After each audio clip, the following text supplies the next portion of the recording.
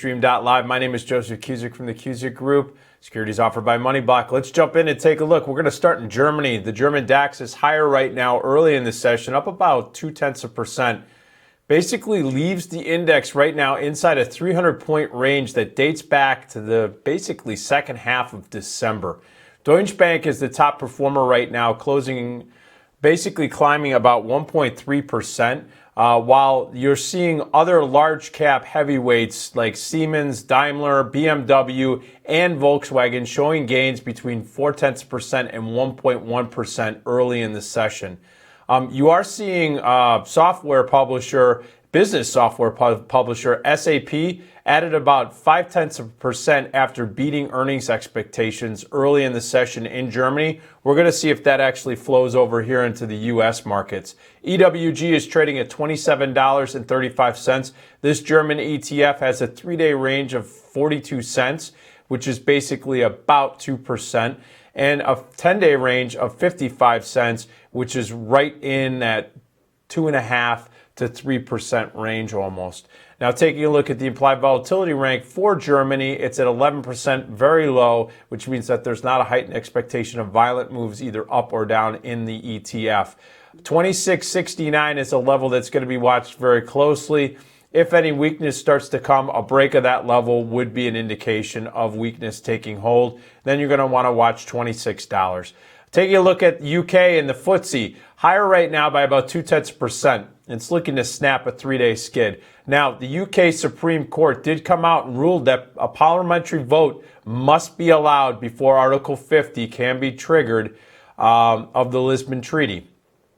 And so the index now is hovering right near the levels that it started in 2017, with miners and the financials in the lead at this juncture. You're taking a look at Anglo American, Rio Tinto, BHP Billiton, Glencore, Barclays, Standard Charter, and Prudential, all up between 1% and 5.1%. We are seeing some downside movement from BT Group. It plunged about 17.9% after revealing the scope of an accounting scandal in the company's Italian business. EWU is trading at $31.45. This UK ETF has a $3 range being priced in, our 3-day range being priced in around 40 cents for this $31 stock, and a 10-day range of 55 cents. Now, the IVR, the implied volatility rank, is at 9%. Folks, that's very low. Not a heightened sense of huge violent moves being priced in. $31 is going to be a critical level that's going to need to be held at this juncture. A break there is going to put the bears in control, especially if it starts breaking down at the 30.50, 30.60 level. Taking a look at France's CAC, it's right above flatline at this juncture. It's basically been trading in this range and similar levels that we saw in late December. Roughly half its components hold gains, with financials like Societe Generale, Credit Agricole, and BNP Paribas. They are rising between 0.9% and 1.5%. You are seeing automakers like Peugeot and Renault all showing respective gains of 1.4% and 0.5% respectively. Now, on the downside, though, you're seeing Nokia and AXA all down about 1%. That's really dragging on the market. And you see EWQ is trading at 25.22 right now. That ETF that tracks French stocks in the CAC has a 24-day range being priced in on the underlying on the stock at 73 cents, either up or down. Implied volatility rank is at 39%.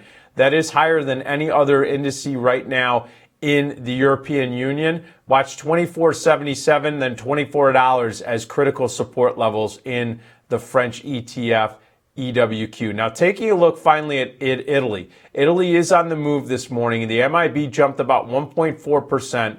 It's basically within 20 points of its 2016 high. Generali surged about 10.2% amid reports that Intesa Sanpaolo is going to make a bid for this large cap insurer.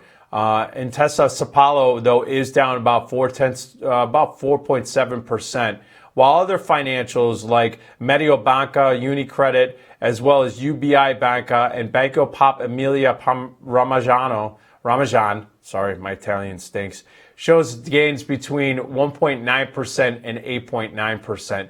So we're going to watch this action very closely in Europe. We're seeing that the currency markets are also fluctuating right now, and we're going to keep an eye on that, especially since we're starting to continue to see that dollar strength is still there above that 100 level at $100.17.